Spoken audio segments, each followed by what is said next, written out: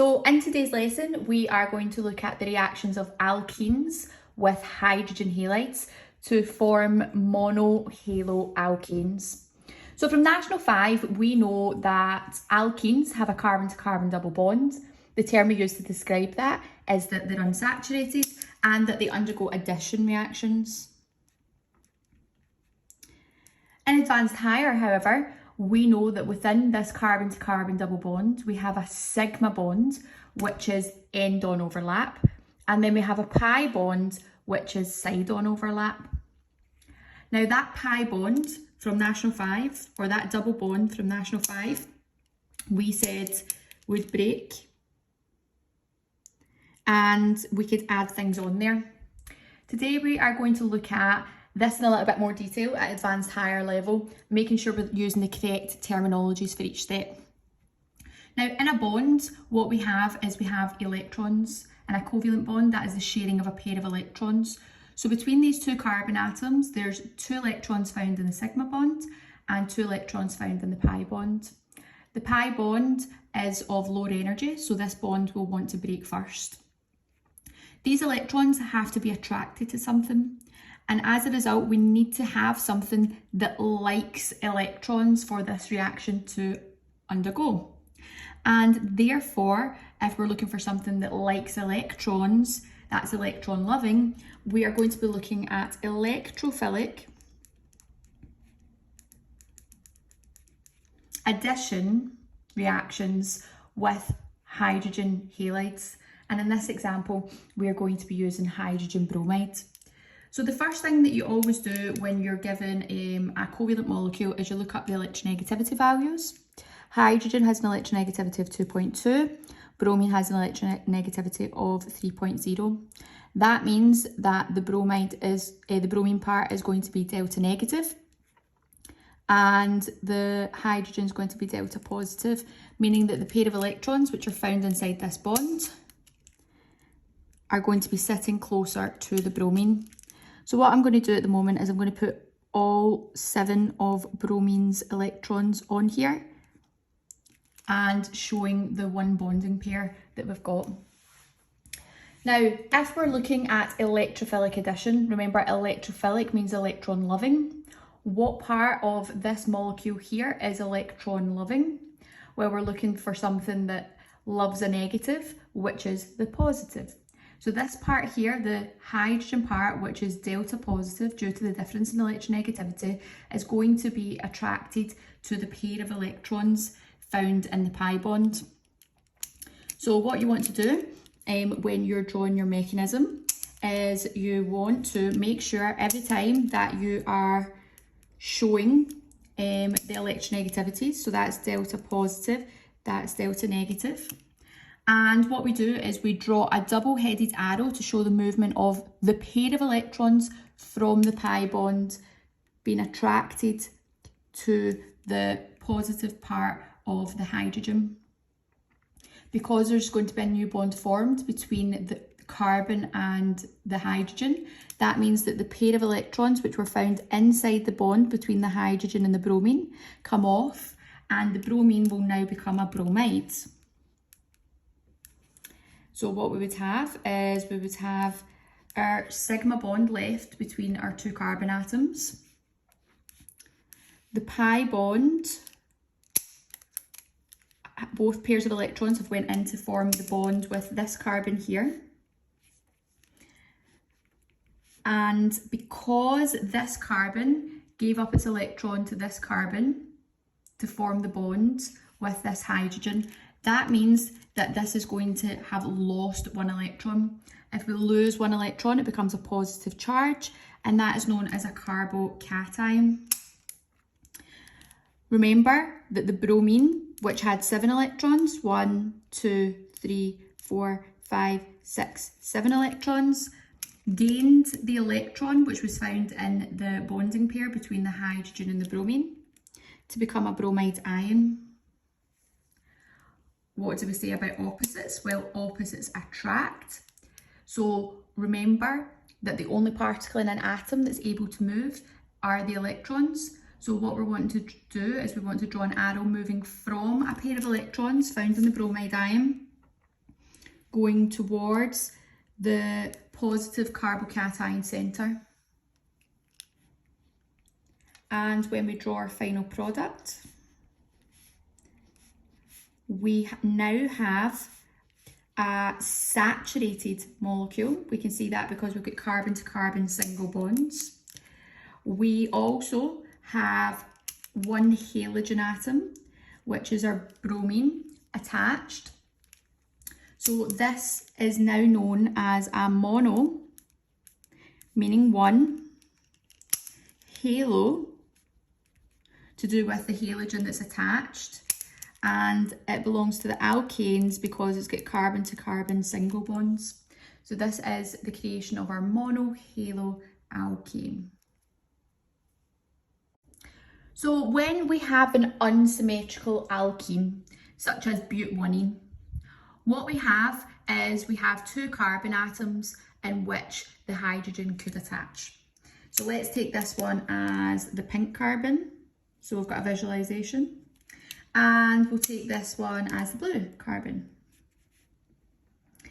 Now, what we have to be able to know is which carbon the hydrogen is going to attach to first.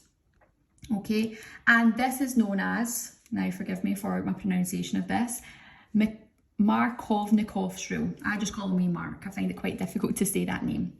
And the rule states that the hydrogen should add to the carbon which already has the most hydrogens attached. So if I look at this carbon here, I can see that this has 2 hydrogens attached. Blue carbon only has 1 hydrogen attached. So this hydrogen is actually going to attach to the pink carbon. Now, that's just the rule, but that doesn't explain why this happens, okay? So I'm going to have to get you to think about each carbon having bouncers. Every carbon that is joined to a carbon is known as a bouncer. So this pink carbon only has 1 carbon attached, so it's got 1 bouncer. Whereas the blue carbon has 2 carbons attached, which is 2 bouncers. Who is going to be more stable? Who's going to be more protected? Is it carbon number 1 that has 1 bouncer? Or is it carbon number 2 that has 2 bouncers? Carbon number 2 is going to be more stable because he's got more alkyl groups surrounding him, and that's what becomes the positive carbocation. So we'll show this and then we'll revisit this once we've went through the mechanism. So again, we've got the movement of the electrons coming from the pi bond and being attracted to the delta positive hydrogen of the hydrogen chloride in this example. So we draw an arrow moving from here to here. Remember, it's a double-headed arrow because it's the movement of 2 electrons, which means the pair of electrons which were found in the hydrogen chloride bonds go on to the chlorine atom to become a chloride ion. And as a result, we would form this here, where we have the hydrogen which is attached. Because this carbon lost an electron, it becomes positively charged, and this is my carbocation. Again, can we see that this has 2 carbons attached? So as a result, this is much more stable. Okay, we have my chloride ion, which had 1, 2, 3, 4, 5, 6, 7 of its own outer electrons, but it gained an electron when the bond broke between the hydrogen and the chlorine in the hydrogen chloride molecule. Remember, we're looking at the movement of electrons. The chloride ion has 2, 4, 6, 8 electrons, so it has 4 pairs of electrons. So we're going to draw, because the opposites attract, we're going to draw an arrow moving from a pair of electrons to the carbocation to stabilise it. And that would result in this product here.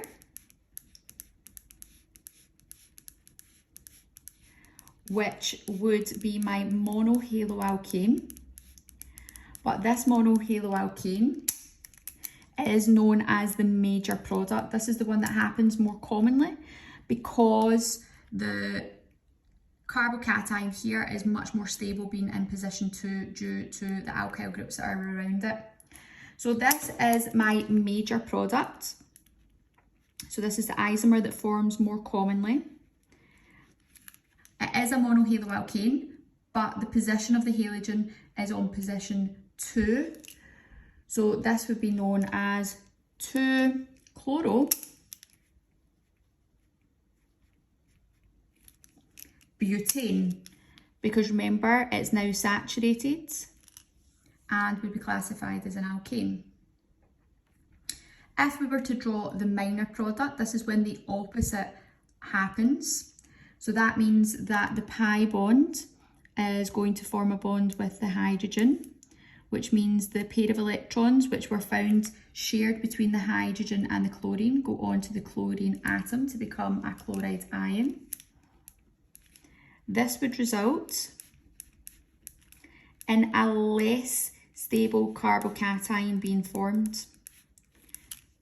Okay, this is the less stable one, and that's because the carbocation which is formed has less alkyl groups, which is your carbons surrounding it. So this is much more unstable. Your chloride ion, which was formed, which has 8 pairs of electrons, so not 8 pairs, 8 electrons, 4 pairs of electrons. Remember, the electrons move. We can see this has got all the electrons around it, so we're moving it from the chlorine to the carbocation centre because opposites attract. And that would result in this product being formed, where we have the chlorine now being attached in position 1 of the alkane or the haloalkane. So we've got the chlorine atom here and we have the hydrogen atom here. And therefore the name of this monohaloalkane would be 1-chloro-butane.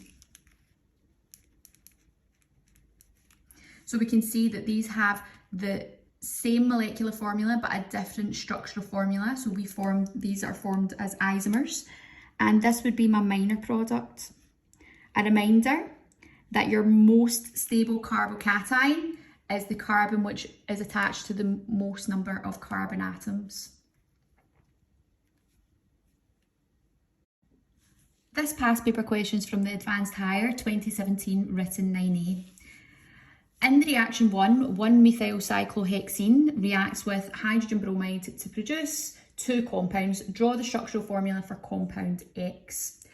Now what we can see in the arrow up the way, the bromine has attached here, which means the isomer we're wanting the bromine to attach down here. As a result, we know that the hydrogen will be bonded to up here. We just don't show that in the skeletal structure, which means the pi bond is going to break and a hydrogen is going to add here first. Okay, so if we draw out our hydrogen bromides, so I've got my hydrogen and I've got my bromine. Remember, we always want to do the electronegativities, 2.2 and 3.0. So that is delta positive and that's delta negative. Again, I'm going to put in the electrons, 1, 2, 3, 4, 5, 6, 7. And I've got the wee one that the hydrogen's got in a covalent bond with the bromine. The electrons are coming from the pi bond. So we draw a double-headed arrow going from the pi bond to the hydrogen, which causes the pair of electrons found in the hydrogen bromide to go onto the bromine to form a bromide ion.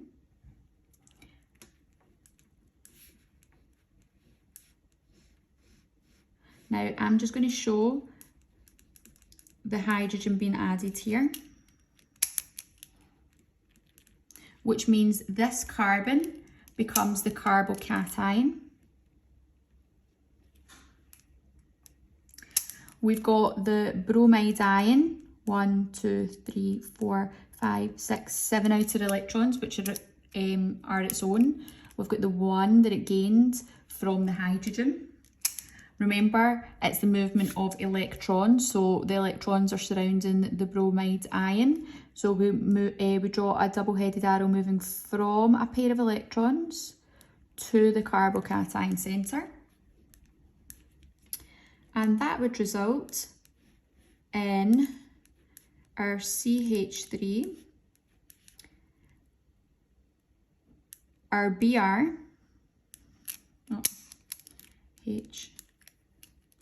our Br, and there would already be a wee hydrogen that was attached here, which we've just not shown on the organic molecule.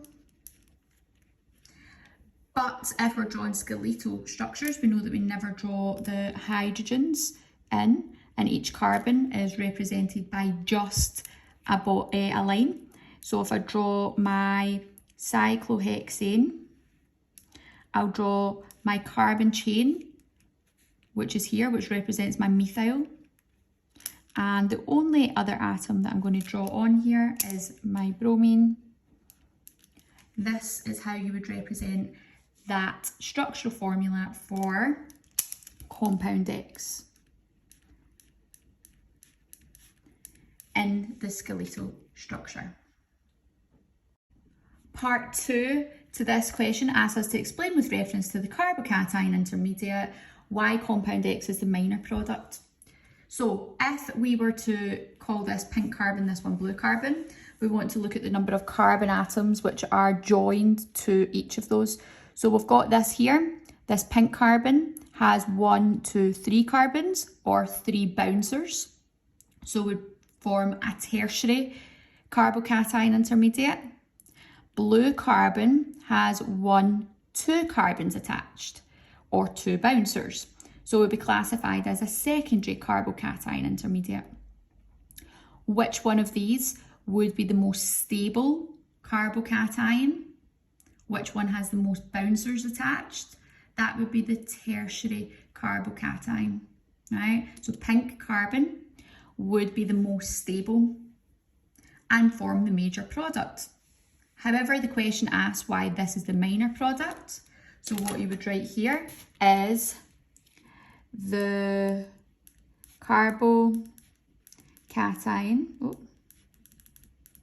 produced would be less stable as it has less alkyl groups attached. Therefore, minor product. And if you wanted to look at the classification, that would be a secondary carbocation. This past paper questions from the Advanced Higher 2002, written 12C. Myrisine undergoes addition with excess hydrogen bromides. Assuming that all the addition follows Mark's rule, draw the structural formula for the product. So we know that the hydrogen always attaches to the carbon which already has the most hydrogens attached. So in each of the carbon to carbon double bonds, if you classify them as a pink and a blue to make it a little bit easier for us, if we're looking at these, this carbon has no hydrogens attached, this carbon has 1 hydrogen attached, which means the hydrogen of the hydrogen bromide will attach here onto blue carbon. So I'll draw a hydrogen, and that means that the bromine of the hydrogen bromide would attach here. If we look at the next one, which is this one here, again, I've classified them as pink and blue. The hydrogen attaches to the carbon which already has the most hydrogens attached. Blue has 1 hydrogen, pink has 2 hydrogens, which means the hydrogen is going to attach to pink carbon, and that means that the bromine will attach to blue carbon. This last one, I need to put my H2 in here, forgot to do that down here. We have pink carbon which has no hydrogens attached, blue hydrogen which has 2 hydrogens attached. the hydrogen attaches to the carbon which already has the most hydrogens attached, which means the hydrogen would add here and the bromine would add in here, which would give us our final product.